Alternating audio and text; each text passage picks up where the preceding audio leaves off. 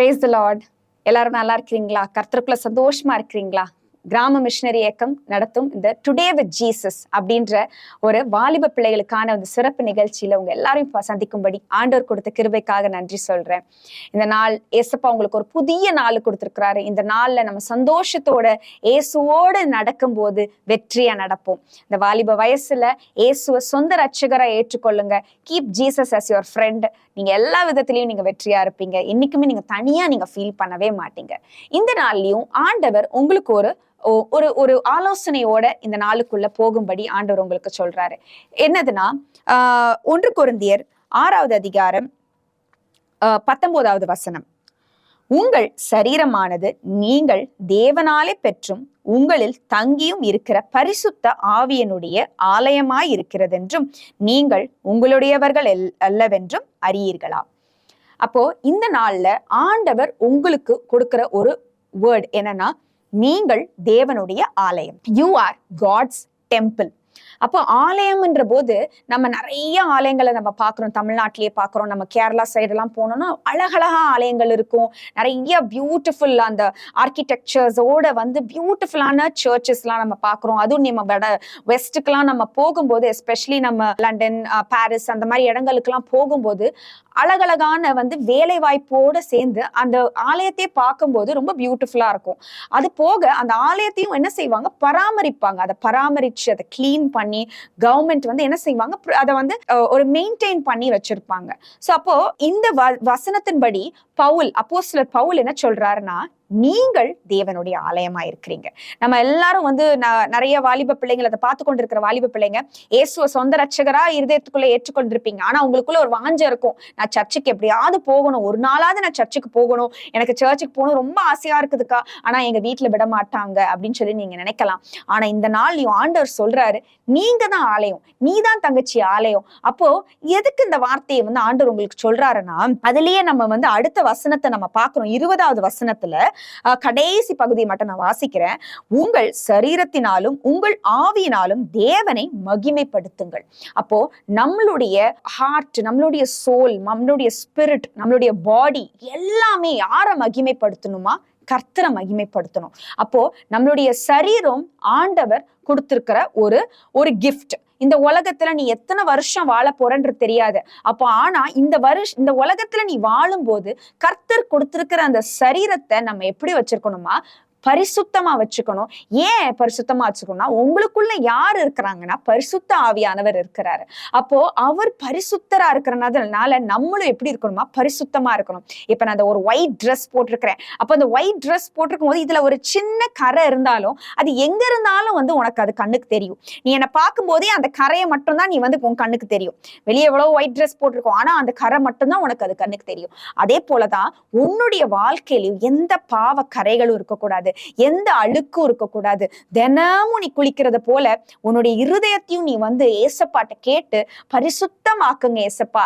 ஏன்னா நீங்க எனக்குள்ள தங்கி இருக்கிறீங்க, உங்க ஆலயமா இருக்குது என்னுடைய சரீரம். அதுக்கு முந்தின வசனங்களை பார்க்கும்போது எதுக்கு இதை பவுல் சொல்றாருன்னா, வேசித்தனத்திற்கு விலகி ஓடுங்கள். மனுஷன் செய்கிற எந்த பாவமும் சரீரத்துக்கு புறம்பா இருக்கும். வேசித்தனம் செய்கிறவனோ சுய சரீரத்துக்கு விரோதமாய் பாவம் செய்கிறான்.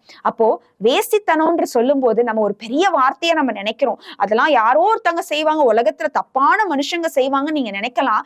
இல்ல தங்கச்சி, இல்ல வாலிப தங்கச்சி, இல்ல வாலிப தம்பி, நம்ம இந்த வாலிப வயசுல வருகிற அட்ராக்ஷன்ஸ், இச்சைகள், அசிங்கமான பேச்சுகள், தவறான வார்த்தைகள் நம்ம பயன்படுத்துறோம், கெட்ட வார்த்தைகள் பயன்படுத்துகிறோம், தவறான சினிமா காட்சிகள், சினிமா படங்கள் பார்க்கிறோம். இது எல்லாமே என்னதுதான்? அசுத்தங்கள் தான். நம்மளுடைய கண்களினால நம்ம நம்ம சரீரத்தை அசுத்தமாக்குறோம். நம்ம நாவுனால நம்மளுடைய சரீரத்தை அசுத்தமாக்குறோம். நம்மளுடைய காதுகளினால சினிமா பாட்டுல அவ்வளவு அசுத்தமான வார்த்தைகள் கொண்டிருக்குது. சோ அதனால நம்மளுடைய காதுகளை அசுத்தமாக்குறோம். நம்ம கைகள்ல சில நேரங்கள்ல போன் யூஸ் பண்ணும்போது ரீல்ஸ் நம்ம பார்த்துக்கிட்டே இருப்போம். அதுல தவறான காட்சிகள் வரும். ஆனா அதை நம்ம என்ன செய்ய மாட்டோம், அதை ஸ்க்ரோல் பண்ண மாட்டோம். அதை பார்த்துட்டு தான் அடுத்ததுக்குள்ள போகும். சோ இப்ப நம்மளுக்கே தெரியாம நம்ம என்ன செஞ்சிடறோம், நம்மளுடைய சரீரத்தை என்ன செய்யறோம், அசுத்தமாக்குறோம். ஆனா மறந்துடாத, உனக்குள்ள ஆவியானவர், இந்த உலகத்தையே உண்டாக்குன கர்த்தர் உனக்குள்ள, அவருடைய ஆவி உனக்குள்ள வாசம் பண்ணுது. அதனால நீ பரிசுத்தமா வச்சுக்கணும். எப்படி ஒரு சர்ச்சை அவங்க கூட்டி கிளீன் பண்ணி பெயிண்ட் பண்ணி எவ்வளவு அழகா மெயின்டைன் பண்றாங்களோ, உன் பாடிய நீ மெயின்டைன் பண்ணும், கிறிஸ்துவுக்காக மாத்திரம். அதே போல எந்த ஒரு தவறான உறவுகளுக்குள்ளேயோ நீ சிக்கி கொண்டிருந்தாலோ, இந்த நாள்ல நீ பார்த்து கொண்டிருக்கும் போது ஆண்டவர்ட்ட மன்னிப்பு கேட்டு, ஏசப்பா நீங்க எனக்குள்ள இருக்கீங்க, உங்க பரிசுத்த ஆவியானவர் எனக்குள்ள இருக்கிறாரு, நான் உங்களை மகிமைப்படுத்தணும், உங்களை நான் ஆனர் பண்ணணும் ஜீசஸ் அப்படின்னு மட்டும் சொல்லு. ஆண்டவர் உன்னை பரிசுத்தமாக்குவார். அதே போல இந்த மாதிரி காரியங்கள் மாத்திரம் இல்ல, நல்ல ஒரு உன்னுடைய சரீரத்தை பராமரிக்கணும். நேரத்துக்கு சாப்பிடணும். இந்த வாலிப பிள்ளைகள் டயட்ன்ற பேர்ல தவறான நேரத்துல சாப்பிடுறது, இல்ல சாப்பிடாமலே இருக்கிறது அப்படின்னு சொல்லிட்டு ராங் கைடன்ஸ்ல நீங்க போயிட்டு இருக்கீங்க. கரெக்டா டைமுக்கு சாப்பிடுங்க, நல்ல ஆரோக்கியமான உணவுகளா எடுங்க. நம்ம இந்த ஜங்க் ஃபுட்னு சொல்றது உங்க எல்லாருக்குமே தெரியும். இந்த சிப்ஸ், சோடாஸ், இந்த மாதிரி விஷயங்கள்லாம் நீங்க எடுக்காம நல்ல ஆரோக்கியம், ஏன்னா ஏசப்பா உனக்குள்ள இருக்கிறாரு. அப்ப நம்ம எவ்வளவு நல்லா அழகா பராமரிக்கணும் நம்மளுடைய உடலை. அதே போல நம்மளுடைய உடுத்துகிற உடையிலையும் தேவனை மகிமைப்படுத்தணும். இந்த உடைதான் கரெக்ட், இந்த உடைதான் தவறு அப்படின்னு கிடையாது. நீ உடுத்துற உடை தேவனை மகிமைப்படுத்துதான்றதை நீ நோட் பண்ணு. அதே போல நேரத்துக்கு தூங்கணும். சும்மா நைட்டு 12 மணி 1 மணி வரைக்கும் போன்ல எதையாவது பார்த்து கொண்டு இருக்கும் போது நம்மளுடைய சரீரத்தினால நம்ம தேவனை மகிமைப்படுத்துறது இல்லை. அப்போ நீ இந்த காரியங்களை மனதுல வச்சுக்கோ. எந்த இச்சையும் உன்னுடைய சரீரத்தை அசுத்தமாக்க கூடாது. அதே போல உன்னுடைய சரீரத்தை நீ தேவனுடைய ஆலயமாக அதை நீ மகிமைப்படுத்தணும், பராமரிக்கணும். அது ரொம்ப ரொம்ப முக்கியம். கிறிஸ்துவுக்கென்று ஆண்டவர் உன்னை பிரித்து எடுத்து வச்சிருக்கிறார். அப்போ நீ செப்பரேட்டட் லைஃபா நீ லிவ் பண்ணணும். அப்பதான் ஆண்டவர் உன்னை ஆசீர்வதிப்பார், உன்னை உயர்த்துவார். வாலிப பருவத்துல சிருஷ்டிகரை நினை, அவர் உன்னை உயர்த்துவார். இந்த தாட்டோட தேவன் தங்கும் ஆலயம் நீ அப்படின்ற அந்த தாட்டோட இந்த நாளுக்குள்ள போ. கண்களை மூடி ஜெபிப்போம். அன்பின் பரலோக பிதாவே, இந்த நாள்லயும் அப்பா இதை பார்த்து கொண்டிருக்கிற ஒவ்வொரு வாலிப பிள்ளைகளையும் உங்க கையில ஒப்பு கொடுக்கிறேன்ப்பா. ஆண்டவரே, இந்த நிகழ்ச்சி மூலியமா ஏசப்பா இந்த பிள்ளைகள் இந்த நாள்ல தெரிந்து கொண்ட அந்த சத்தியம், நாங்க தான் நீங்க தங்கும் ஆலயம்ன்றதை தெரிந்து கொண்டிருக்கிறாங்கப்பா. பரிசுத்த ஆவியானவர் ஒவ்வொருத்தருடைய இருதயத்துக்குள்ளேயும் நீங்க இருக்கிறீங்க அப்பா. பிள்ளைகளை நீங்க பரிசுத்தமாக்குங்க. எந்த அசுத்தங்களோ அந்த பிள்ளைகளுக்குள்ள இருந்தாலும் எல்லாவற்றையும் நீங்க ஆண்டவரே உங்க அக்கினியினால் எல்லாவற்றையும் சுட்டெரிச்சு போடுங்கப்பா. அப்பா பிள்ளைகள் ஆண்டவரே அவங்களுடைய சரீரத்தினால உண்மை மகிமைப்படுத்தும்படி அவங்களுடைய அப்பா எல்லாவித லைஃப் ஸ்டைல் ஹேபிட்ஸ் எல்லாவற்றையும் நீங்க மாற்றுங்க ஏசப்பா.